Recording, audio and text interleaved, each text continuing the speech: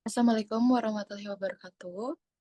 Yang terhormat Bapak Riprit Mansyah, kami dari kelompok Pionix izinkan memaparkan materi tentang komunikasi dan gaya kepemimpinan yang disusun oleh Kak Ari Riyandi dan saya sendiri April Kartini. Berikut materinya.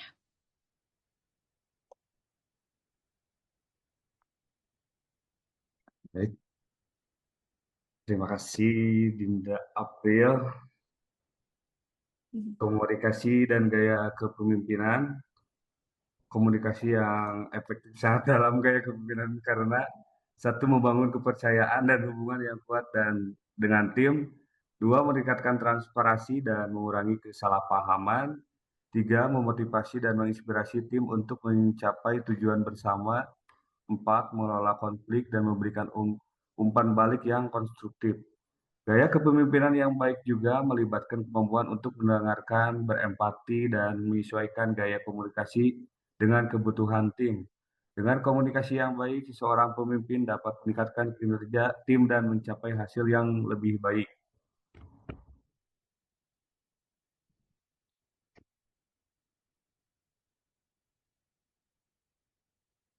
Latar belakang PT Inovasi Teknologi bergerak di bidang telekomunikasi dan penelitian.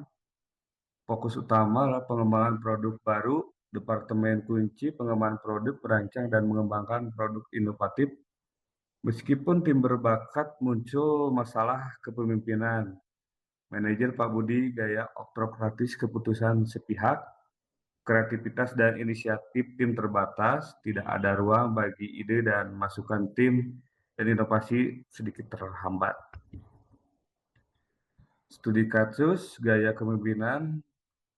Satu, gaya kepemimpinan otoratif, duanya kurangnya kolaborasi, dan tiga, komunikasi satu arah, penurunan moral, keterlambatan proyek, dan seterusnya akan dilanjutkan oleh De April.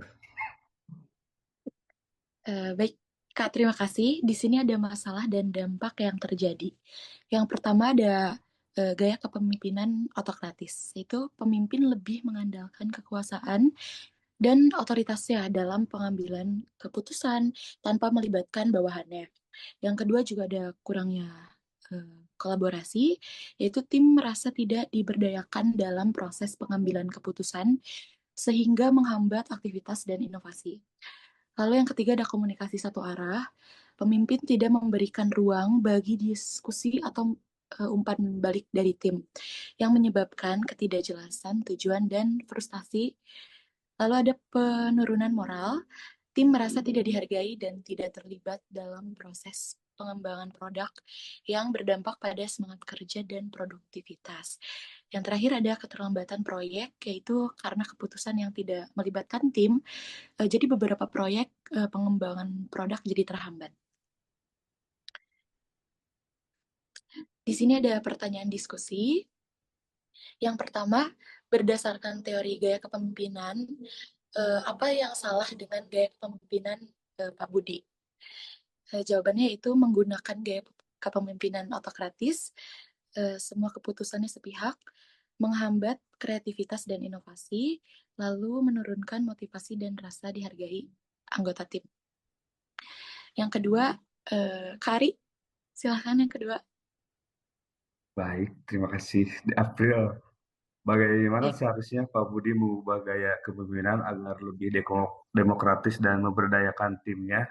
Satu, berbagi informasi, transparansi dalam pengambilan keputusan dan berbagai informasi dengan tim. Kedua, pemberian otonomi, memberikan ruang bagi tim untuk mengambil keputusan yang bertanggung jawab. Ketiga, kolaborasi, dorong kerjasama dan kolaborasi dalam tim. Keempat, pengakuan dan penghargaan, berikan pengakuan dan penghargaan atas kontribusi tim. Ketiga, apa dampak dari komunikasi yang buruk dan tidak ada ruang untuk diskusi dalam tim? Satu, tujuan tidak jelas, instruksi satu arah. Dua, frustasi dan demotivasi tim. Ketiga, inovasi tim terhambat. Keempat, konflik terselubung meningkat. Kelima, produktivitas menurun. The point empat, strategi apa yang bisa diterapkan untuk mendorong lebih banyak kolaborasi dan inovasi dalam pengembangan? Satu, forum brainstorming rutin, sistem reward dan recording, dan tiga, metode kerja kolaboratif. Keempat, pelatihan teamwork atau komunikasi. Dan poin lima, jika Anda menjadi konsultan komunikasi, langkah apa yang Anda sarankan untuk memperbaiki komunikasi dan meningkatkan moral tim? Satu, bangun komunikasi dua arah. Kedua, transparansi informasi dan keputusan. Ketiga, rapat rutin yang interaktif. Keempat, sistem umpan balik anonim. Kelima, pemimpin menerapkan active listening. Dan keenam, team building untuk memperkuat hubungan. Kesimpulannya akan dijelaskan oleh April. Baik, Kak Ari, terima kasih. Di sini ada kesimpulan yang telah kita buat, yaitu gaya kepemimpinan yang efektif memainkan peran penting dalam meningkatkan kinerja tim dan mencapai tujuan organisasi. Gaya kepemimpinan demokratis dan memberdayakan tim dapat meningkatkan motivasi, kreativitas, dan produktivitas. Dengan menerapkan seperti komunikasi terbuka, kolaborasi, dan pengakuan, pemimpin dapat menciptakan lingkungan kerja yang sangat positif. Kalau di sini ada contoh perilaku yang harus dimiliki seorang pemimpin berupa video. Seorang pemimpin yang baik tuh kayak gimana? Berikut videonya Kari. Apa saja perilaku pemimpin yang baik dan dapat ditiru? Poin pertama dari perilaku pemimpin yang dapat kita tiru adalah dapat dipercaya. Seorang pemimpin akan bertindak sesuai dengan yang ia katakan. Dengan begitu, ia akan mendapatkan kepercayaan dari orang sekitar. Sebagai pemimpin harus mencerminkan beberapa hal seperti kejujuran, konsistensi, komunikasi efektif, dan kemampuan mengakui kesalahan. Berfokus pada aksi. Perilaku pemimpin yang baik berorientasi pada aksi di lapangan, terutama kepekaan dalam melihat adanya kondisi tidak aman. Sebagai seorang pemimpin juga tidak hanya mengarahkan tugas dan melakukan monitoring, tetapi juga mendukung ide-ide dan memotivasi anggota serta terlibat langsung dalam menyelesaikan tugas. Perilaku pemimpin yang baik dan dapat kita tiru selanjutnya adalah bertanggung jawab. Seorang pemimpin harus bisa diandalkan dalam mendefinisikan dan mengkomunikasikan peran serta tanggung jawab tiap anggotanya, termasuk mengambil tanggung jawab untuk berperilaku aman dalam setiap pekerjaannya. Selanjutnya adalah memiliki visi dan tujuan. Pemimpin harus bisa mengetahui celah antara kebutuhan masa depan dengan kondisi saat ini sehingga dapat menentukan visi yang akan dicapai. Dengan visi tersebut, seorang pemimpin dapat mengarahkan tim bagaimana kondisi kerja yang ideal yang dapat dibentuk dalam mencapai visi tersebut. Poin selanjutnya adalah komunikasi efektif. Pemimpin yang baik akan selalu berinvestasi dalam hubungan dengan orang lain. Dalam menjalani hubungan tersebut, komunikasi menjadi salah satu aspek yang penting. Seorang pemimpin harus mampu menyampaikan ataupun menerima pesan dengan baik.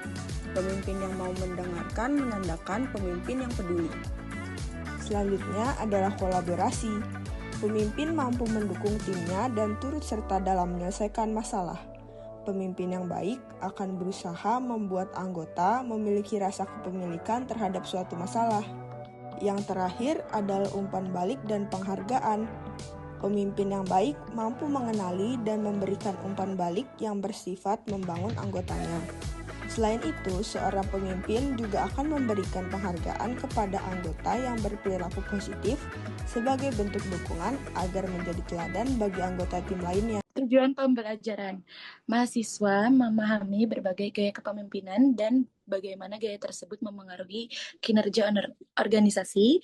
Yang kedua, mahasiswa mampu menganalisis kekuatan dan kelemahan gaya kepemimpinan dalam konteks organisasi. Dan yang ketiga, mahasiswa dapat memberikan solusi praktis untuk menciptakan lingkungan kerja yang lebih inklusif, kreatif, dan produktif. Terima kasih. Sekian dari kelompok kami. Mohon maaf bila ada salah-salah kata. Assalamualaikum warahmatullahi wabarakatuh.